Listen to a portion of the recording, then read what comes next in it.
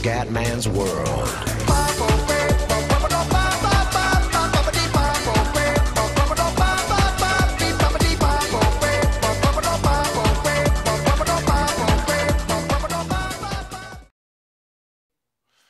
Bella raga, ciao a tutti dal Comendone Veneziano. Ora, prova del volante ragazzi, siamo su Gran Turismo, quindi PlayStation 3.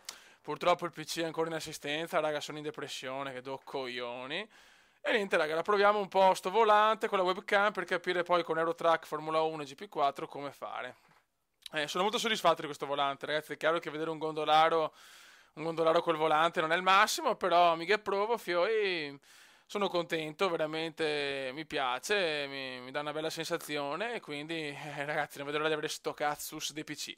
Quindi consiglio a tutti questo volante, cioè, il rapporto qualità-prezzo è fantastica. Qualcuno mi ha chiesto perché non hai preso il G27, perché raga non ho voglia di spendere milioni, ho detto questo qua è il miglior compromesso e sono soddisfatto. E l'unica cosa difficile, secondo me, è quella di commentare col volante, nel senso col joystick è un po' più semplice, secondo me, però vabbè, pazienza, insomma, adesso mi allenerò un po' e capire come fare a mettere su AVS Video Editor il quadratino piccolino insieme al video. E niente, qua siamo anche su Gran Turismo, una pista semplice, livello facile, tanto insomma per non fare una figura di merda.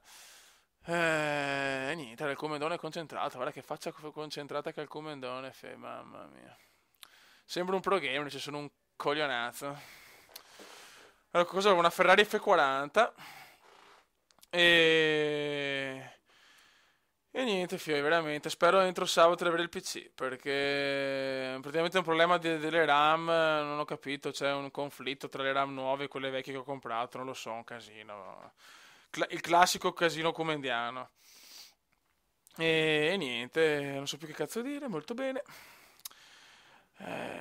Comunque, raga, consiglio proprio questo volante. Ne avevo provato un altro ancora tempo fa.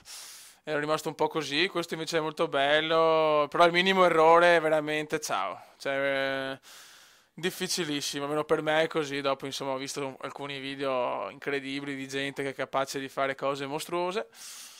Che è quasi finita. Penultima cura per il Comendone. Si sta maturando per il Comenda. Un successo fenomenale. E adesso col volante Tori Black sarà ancora più contenta, molto bene. Ecco, ogni tanto guardavo perché avevo la webcam di là, non capivo se registrava o meno un casino. Ero più nervoso della webcam che di altro. Avevo il terrore di non registrare.